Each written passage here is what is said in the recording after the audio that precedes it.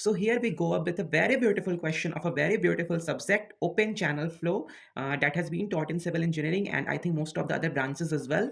And this question basically belongs to the calculation of the energy correction factor alpha and the momentum correction factor beta. So let's proceed. So it has been given in the question that for a rectangular channel having width b and flow depth y naught, velocity is varying as v is equal to k square under root of y. We have to calculate alpha, that is the energy correction factor, and beta, that is the momentum correction factor.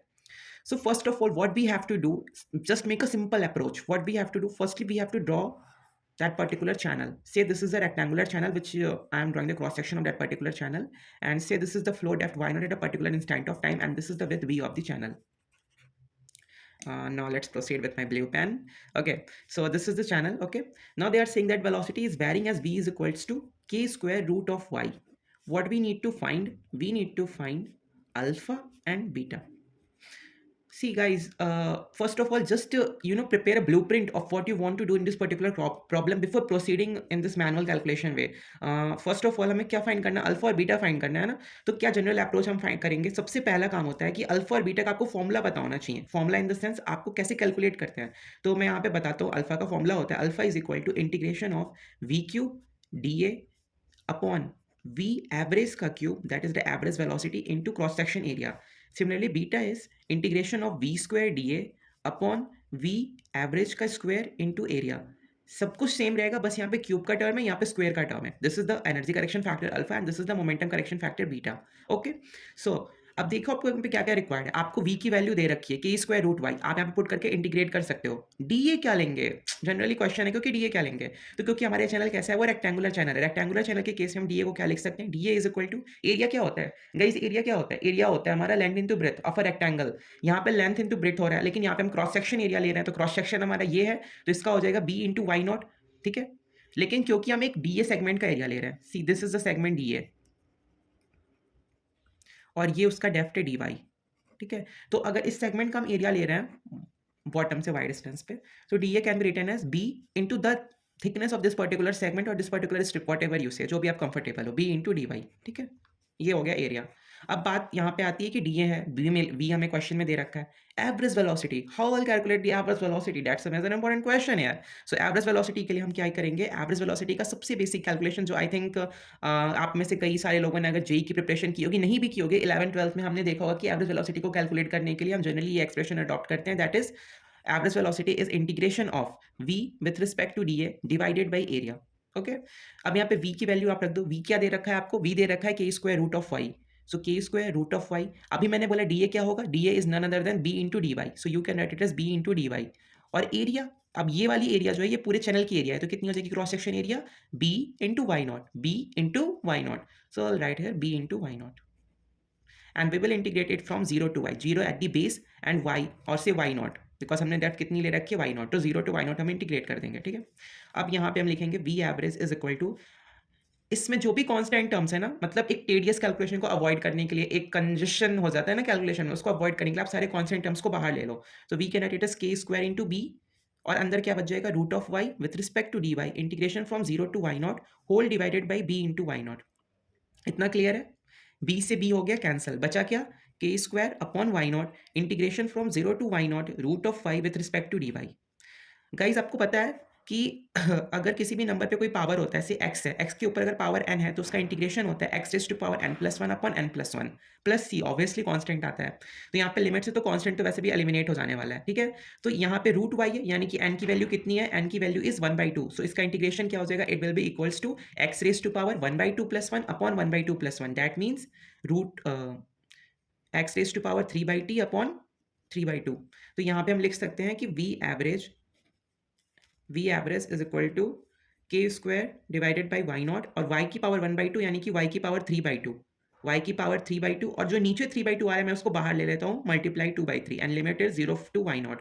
अब ये सारे constant को एक side ले लो, 2k square upon 3 Y naught, इसमें limits put कर दो तो ये हो जाएगा Y naught raise to power 3/2 and obviously 0 put करेंगे तो वो 0 वैनिश हो जाएगा. तो फाइनली हमें क्या मिलेगा? हमें मिलेगा 2k square upon 3 Y naught raise to power 3/2 को मिल सकते हैं Y naught into root Y naught. y naught से y naught cancel, so it is equal to 2k square root of y naught divided by 3. This is the average velocity. ठीक है, हमें D A पता है, we expression में दे रखा है, वी एवरेज मिल गया, area this is B into Y naught. Similarly यहाँ पे सारी चीज़ें पता चल गई, बस आपको कुछ नहीं करना, सारी वैल्यूज उसमें रखनी है and 0 to y not integrate करके अल्फा और बीटा की वैल्यू निकालनी। सो गाइस हमें वी एवरेज की वैल्यू मिल रखी थी, तो अब हम अल्फा निकाल लेंगे। Alpha is equal to V cube into D A हो जाएगा B into D Y, limits 0 to y not upon that V average का cube into again B into Y not. V average हमारा क्या आया था, V average we have got as, हमने अभी calculate किया था ना वी एवरेज की value, what we have got this, we have got it as 2/3 k square root of Y naught and V is k square root Y. ठीक है, तो ये वैल्यूज यहाँ पे रख देंगे, तो ये हो जाएगा 0 to y नॉट, ये हो जाएगा k square root of y का cube into B with respect to D Y whole divided by 2/3 k square root of y not का cube into B into Y not. Is that clear? Okay, crystal clear, right? So यहाँ से constant terms को बाहर ले लेंगे, तो ये हो जाएगा b k raise to power 6 0 to y naught y raise to power 3/2 with respect to D Y, और यहाँ पे आ जाएगा 8 divided by 27 that is 2/3 का cube into k raised to power 6 y naught raised to power 3/2 into b into y not. b से b cancel हो जाएगा, k की power 6 से k की पावर 6 कैंसिल होगा, this will go up, it will become 27 divided by 8। इसका integration हो जाएगा y raised to power 5/2 from 0 to y naught whole divide में y naught raised to power 5/2। इसको करेंगे ऑब्वियसली यहाँ पे हम इसको इंटीग्रेट करेंगे तो 5/2 पावर भी आएगा और 5/2 बेस में भी आएगा, तो we will multiply by 2/5 here, so it will be 27 divided by 8 into 2/5, ये हो जाएगा y naught raise to power 5/2 y naught raise to power 5/2, this will get cancelled, 2 4 जा 8, so it's 27 upon I think 5 4 are 20. If we will divide 27 by 20, I think approximately you'll get how much? You'll get 1.35. So our alpha is 1.35. Same we will proceed for beta as well. तो अगर beta के लिए हमें करना है तो हम कैसे करेंगे? So beta is equal to process same जाएगा गाइस, सब कुछ वैसे ही जाएगा। और रिमेंबर वन थिंग, जब भी आप अल्फा और बीटा कैलकुलेट कर रहे हो ना, तो जो भी टर्म्स है, चाहे वाई नॉट हो, बी हो या वी हो, they will get cancelled out because these are constant values only. तो यहाँ पे अल्फा और बीटा कांस्टेंट आने वाला है, इतना तो फॉर श्योर है।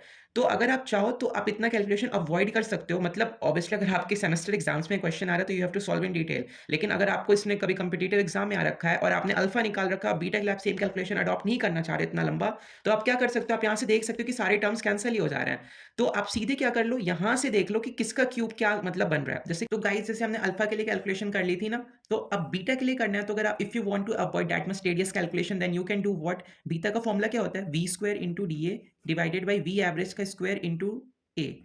वहां पे क्यूब था, राइट, वहां पे क्या था, क्यूब था, और वहां पे सारे टर्म्स कैंसिल हो रहे थे, तो रूट वाई का क्यूब हमने किया था और फिर उसको इंटीग्रेट किया था। यहाँ पे होगा रूट वाई का स्क्वायर, क्योंकि स्क्वायर है, और फिर उसको इंटीग्रेट करेंगे, और एवरेज वेलोसिटी हमारी कितनी थी, जितनी वहां पे थी उतनी यहाँ पे होगी। जैसे वहां पे कांस्टेंट टर्म आ रहा था, what's that constant term we are getting in a denominator, that is हमें क्या मिल रहा था, constant term we are getting I think 2/3 का cube, because of the denominator में क्यूब था, यहाँ पे स्क्वायर, तो यहाँ पे डिनोमिनेटर 2/3 का स्क्वायर मिलेगा। ऊपर क्या मिल रहा है, रूट वाई का स्क्वायर, रूट वाई का स्क्वायर यानी कि वाई का इंटीग्रेशन वाई स्क्वायर बाई 2, यानी कि यहाँ से कांस्टेंट आ रहा है 1/2, यानी कि beta is equal to 1/2 divided by 2/3 का square, so it is 1/2 into 9/4, so it is 9/8, that is approximately 1.125। देखा, तो कंपटीशन पॉइंट ऑफ व्यू से आप ऐसे भी कर सकते हो। Hope you enjoyed this particular lecture, this particular question, and that's a very beautiful question still. And yes, it requires knowledge of integration as well, and some patience is required each and everywhere in the field of life. तो कुछ नहीं है, इतना लंबा दिख रहा है पर ये कुछ लंबा नहीं है, जस्ट अगर आपको इंटीग्रेशन अच्छे से आती है, आपका कॉन्सेप्ट क्लियर है, then you are going to definitely score good marks in this particular question. Thank you for watching. Please do share, subscribe, like and comment, and stay tuned for such videos.